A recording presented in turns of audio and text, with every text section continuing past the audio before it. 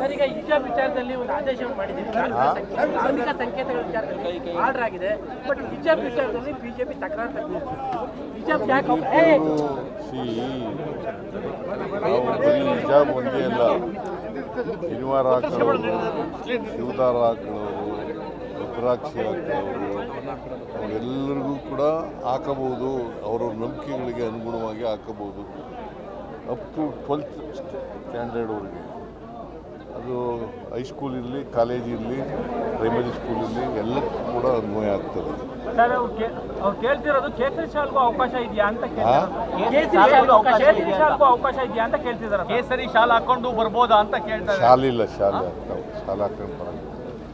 ಶಾಲೆ ಹಾಕೊಂಡು ಬರೋಂಗಿಲ್ಲ. ಟರ್ಬನ್ ಹಾಕೋಬೋದು, ಜನಿವಾರ ಹಾಕೋಬೋದು, ಮತ್ತು ಶಿವದಾರ ಹಾಕೋಬೋದು, ರುದ್ರಾಕ್ಷಿ ಹಾಕೋಬೋದು, ಮತ್ತು ಹಿಜಾಬ್ ಹಾಕೋಬೋದು.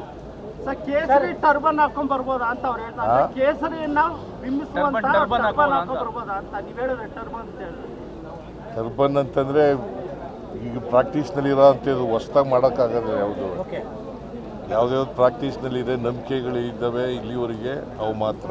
ಸರ್, ಈಗ ಪ್ರೈಮ್ ಮಿನಿಸ್ಟರು ಸೇವ್ ಮಾಡಬೇಕು, ಡೀಸೆಲ್ನ ಸೇವ್ ಮಾಡಬೇಕು ಅನ್ನೋ ಕಾರಣಕ್ಕೋಸ್ಕರವಾಗಿ ತಮ್ಮ ಕಾನೂನಿನ ಬೆಂಗಾವನ್ನೇ ಕಟ್ ಮಾಡ್ಕೊಂಡಿದ್ದಾರೆ.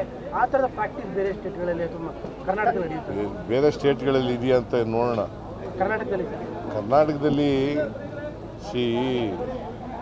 ನೀವು ಏನೇ ಮಾಡಿದ್ರೂ ಕೂಡ ಅದು ತಾತ್ಕಾಲಿಕ ಆಗ್ತದೆ. ಮತ್ತು ಇವರು ಪ್ರೈಮ್ ಮಿನಿಸ್ಟರ್ ಹೇಳಿರ್ತಕ್ಕಂಥದ್ದು ಅದು ಸರಿಯಾದಂಥ ಕ್ರಮ ಅಲ್ಲ. ಅದ್ರ ಬದಲು ಈಗ ಬೇರೆ ದೇಶಗಳ ಜೊತೆ ನೀವು ಮಾತಾಡಿ, ಈಗ ಬೇರೆ ದೇಶಗಳು ಜೊತೆ ಮಾತಾಡಿ ಅವ್ರಿಗೆ ಒಂದು ಇನಾನಿವಸ್ ಇದಕ್ಕೆ ಬರೋದು, ಕಾನ್ಸಿಯಸ್ ಬರೋದು ಒಳ್ಳೆಯದು. ಸರ್, ತಾವೆಲ್ಲ ದೆಹಲಿಗೆ ಹೋಗ್ತಿದ್ದೀರಾ ಸರ್ ಹೈಕಮಾಂಡ್ ಭೇಟಿ ಮಾಡಿ? ದೆಹಲಿಗೆ ಏನಾದ್ರು ಹೋಗ್ತಾ ಇದ್ದೀರಾ ಸರ್?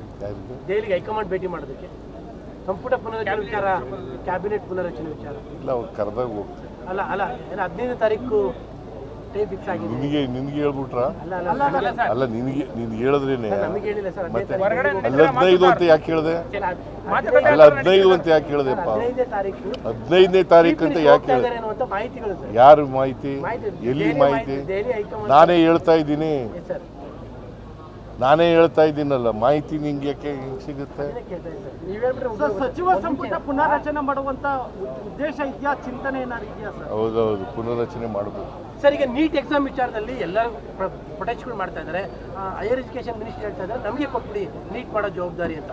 ತಾವೇನಾದ್ರು ಆ ಥರ ಪ್ರಪೋಸಲ್ ಇಟ್ಕೋತೀವಿ? ನೋಡಪ್ಪ, CET ನಾವು ಮಾಡಿದ್ದು, ಅವರು ನೀಟ್ ಅಂತ ಮಾಡಿದ್ರು.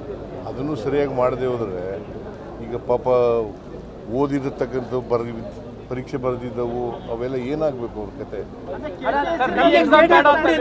ನೀವು ಮೊದಲು ಕೇಂದ್ರ ಸರ್ಕಾರನ ಟೀಕೆ ಮಾಡಿ